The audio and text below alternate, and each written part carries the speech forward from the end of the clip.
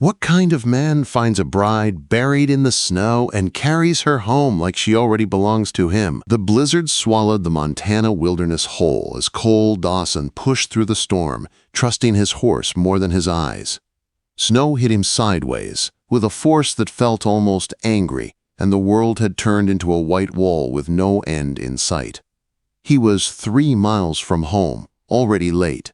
Tommy and Lillian would be waiting by the fire, wondering why their father had not returned. The mare stamped and snorted, refusing to move forward. Cole leaned down and patted her neck with a frozen hand. "Come on, girl," he muttered, breath turning to ice in the air. But the horse refused. Something was ahead, something she sensed through the storm. Cole climbed down, boots sinking deep into the snow. The wind screamed as he pushed forward, one arm raised to shield his face. At first he thought it was fallen timber half buried in a snowdrift. Then he saw it again when the wind shifted a little. Lace edges caught on the moonlight. Cole dropped to his knees and dug through the snow with his bare hands.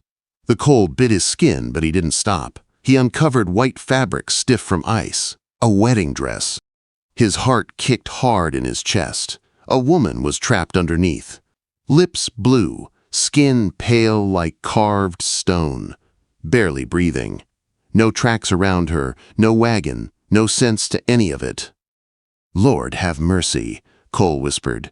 "Out here, you either found trouble or trouble found you. But you never left anyone breathing in the snow." He lifted the woman in his arms.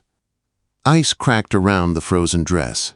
She was almost weightless, like a ghost. He placed her across the saddle, climbed behind her, and held her steady. The mare seemed to understand the urgency and turned toward home without being told. Through the storm, a warm light shimmered at last. The cabin. Safety. Cole pushed the door open with his boot. Heat from the fire rushed out. "Blankets!" he called. Tommy, 10 years old and steady as a grown man, grabbed thick wool blankets from the chest. Lillian, 7 and full of energy even on cold nights, rushed for the kettle. Her small hands shook as she lifted it, but she moved fast. Cole laid the woman by the fire. Her wedding dress cracked when he touched it. He peeled the frozen fabric away as carefully as he could and wrapped her in blankets. Her skin felt like touching death itself. Lillian stared with wide eyes. "Papa, is she an angel?" Cole rubbed his face, still shaking from cold. "Angels don't freeze, sweetheart. She's just lost." The woman stirred. Her eyelids fluttered. A faint moan escaped her lips. "Not dead. Not yet." Tommy stepped closer. "Who is she?" Cole shook his head. "Don't know, son, but she's alive. That's what matters tonight." The blizzard howled outside. Inside, 3 people watched a stranger fight her way back from the edge of death. Cole had not carried a woman across his threshold in 4 years, not since Sarah died. Yet here he was, holding a bride he'd never met, trying to save her from whatever she'd been running from. Hours later, the woman woke to firelight and pain. Grace opened her eyes to a strange ceiling and shadows dancing on the walls. A man sat beside her, weathered face, a beard sprinkled with frost melt, a softness in his eyes he seemed afraid to show. She tried to sit up. Pain shot through her ribs and she gasped. "Easy," the man said. "You're safe." Safe? She didn't remember what the word felt like. "You're in Montana," he explained. "My cabin. Found you in a snowdrift." Grace looked down. She wore a man's flannel shirt, blankets wrapped around her. Her wedding dress was nowhere in sight. Panic rose in her throat. "I have to leave," she said weakly. "Storm's still raging," Cole replied. "You'd last 10 minutes out there." He nodded toward the frosted window. "I'm Cole Dawson. That's my boy, Tommy. My girl, Lillian, is up in the loft." A small head peeked over the railing. Lillian's curious eyes studied Grace without fear. "What's your name, miss?" the child asked softly. Grace swallowed. "Grace Porter." "That's pretty," Lillian said, like a prayer. Morning came with a softer gray sky. The storm had eased, but snow still covered everything. Grace moved slowly around the cabin, folding a blanket. straightening the table, trying to help even though she could barely stand. Cole touched her arm gently. "You need rest." "I don't take charity," she said. A hint of a smile touched his face. "Good, neither do I. But mercy is different." Grace sat, unsure what to say. She felt the warmth of the cabin, the sound of the fire, the simple comfort she had not known in a long time. Later, when the children were busy, Cole sat across from her. "Who leaves a woman in a blizzard?" he asked quietly. Grace stared into her cup, her voice barely held together. "Someone who never wanted her to begin with." She offered no more, and Cole didn't force her. He knew the signs of pain buried deep. That evening, Grace watched him with his children, his steady hands braiding Lily-Ann's hair, his calm voice teaching Tommy how to stack firewood, a father doing his best. A man who had lived through grief. She felt something warm and dangerous stirring in her chest, something she didn't trust. When night settled in, the storm outside began to roar again. Grace pulled the blanket tighter around her shoulders and wondered what danger she had brought into this peaceful home. Cole watched her from across the fire. He had not slept. Could not. Something about this woman made him afraid in a way nothing else ever had. Afraid of losing her before he even understood why she mattered. And the storm kept raging. Waiting for what would come next. What happens when the danger someone fears most finally learns where they are?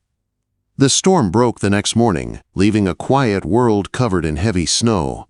Grace sat by the fire with her hands wrapped around a cup of warm broth. The heat helped, but fear still lived sharp in her eyes.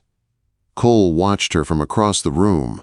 She kept flinching at sudden sounds, kept glancing at the window as if someone might appear at any moment.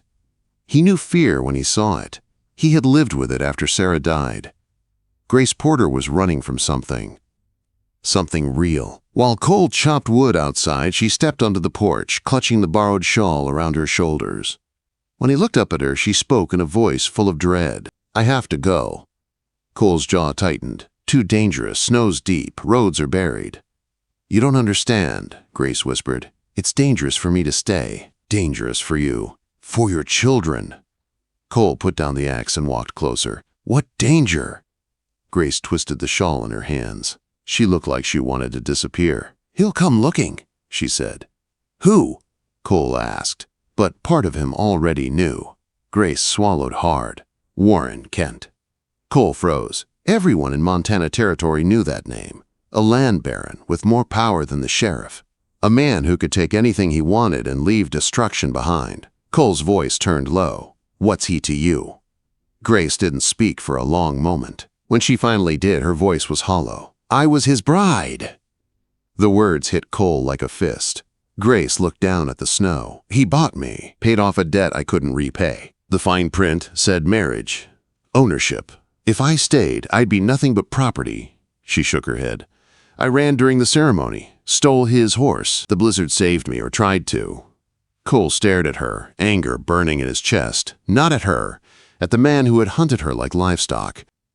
"He won't touch you here," Cole said. "He has the law," Grace whispered. "And I have nothing." "You're not nothing," Cole said, voice sharp with feeling he didn't want to name. "Not to me, not to my children." Lily-Ann's voice drifted down from the loft window. "Is Grace going to stay, Papa?" Cole looked up at his daughter, then at Grace's frightened eyes. "As long as she wants," he called. Grace shook her head fast. "You don't understand the risk." "I do," Cole said quietly, "and I'm choosing it." That night, Cole hung her frozen wedding dress in the barn so she wouldn't have to see it again.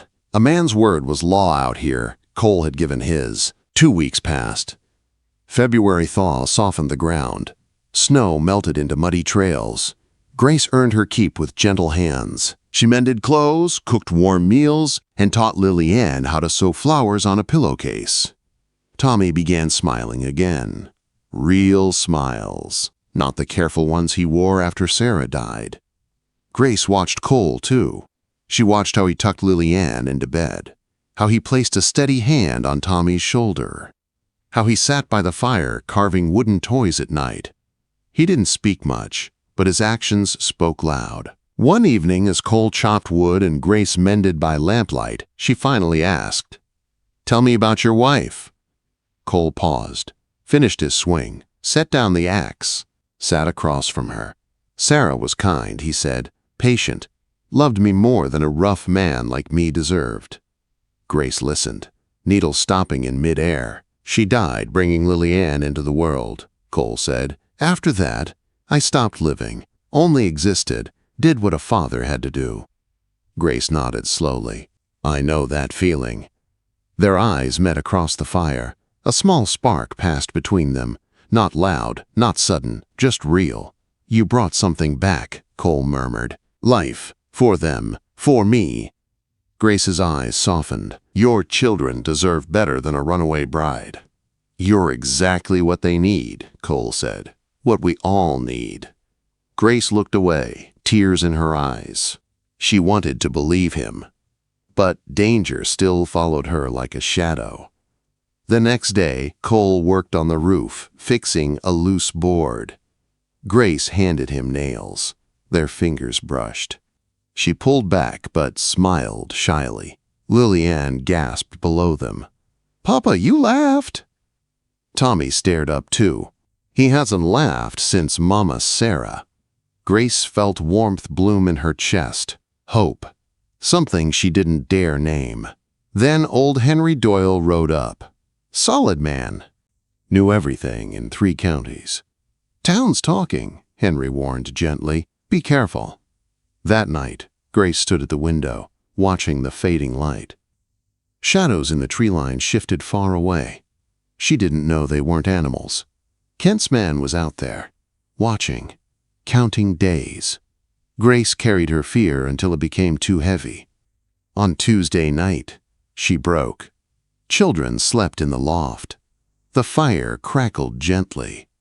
Cole carved a wooden horse for Tommy's birthday. "I need to tell you everything," Grace whispered.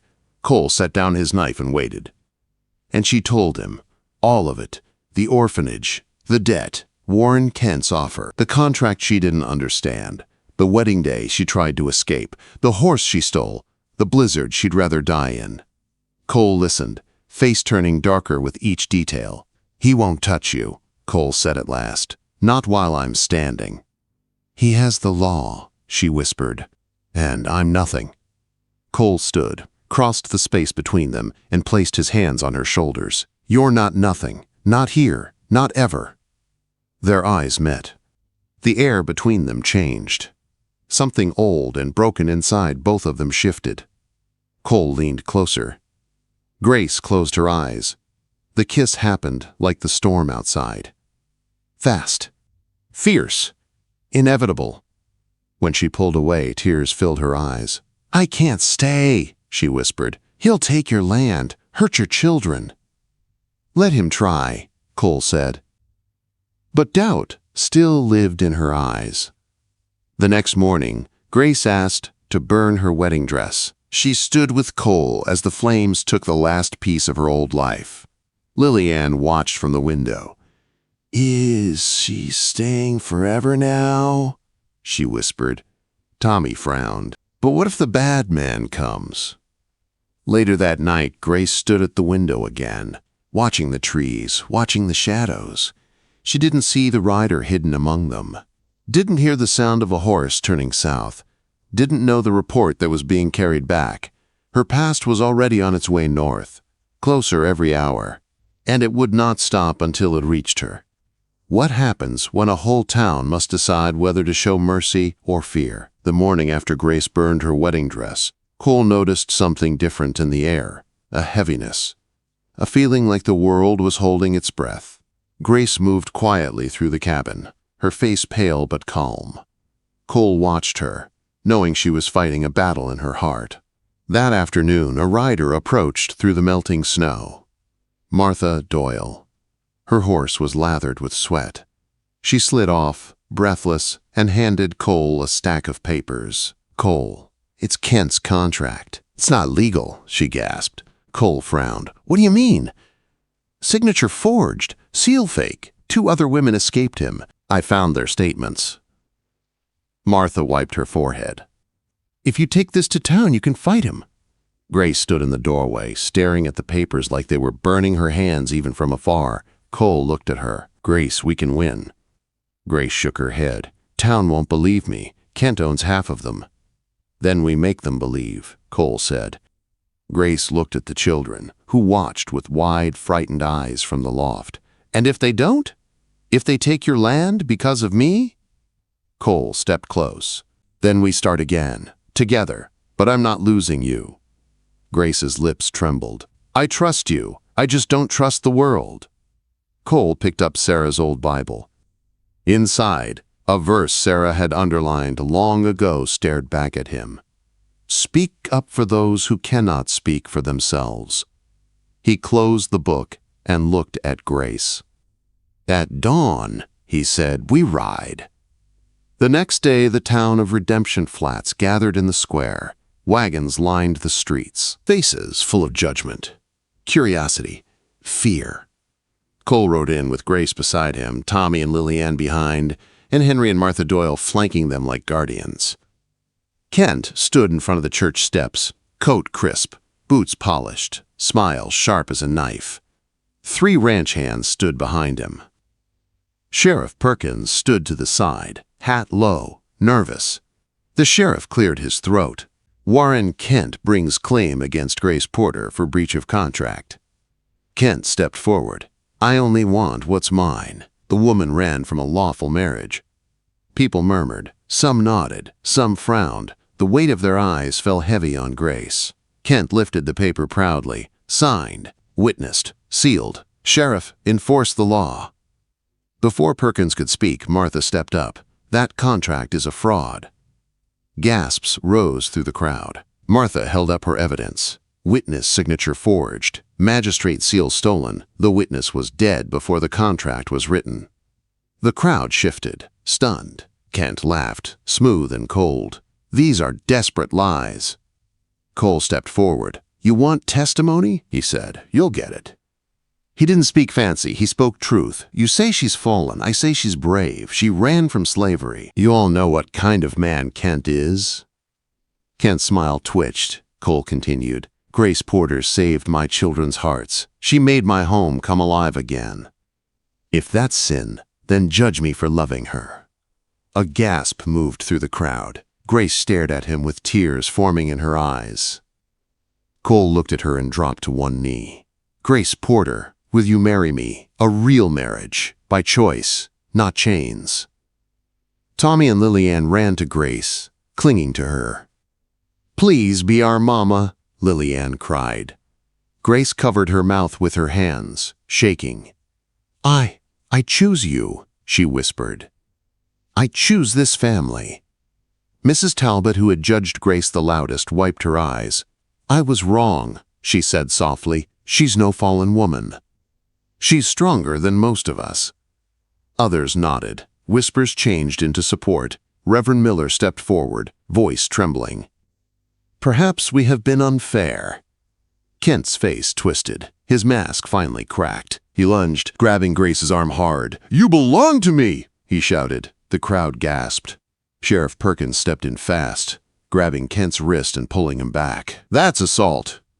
Kent stared at him in shock. "You dare!" "Law's the law," Perkins said.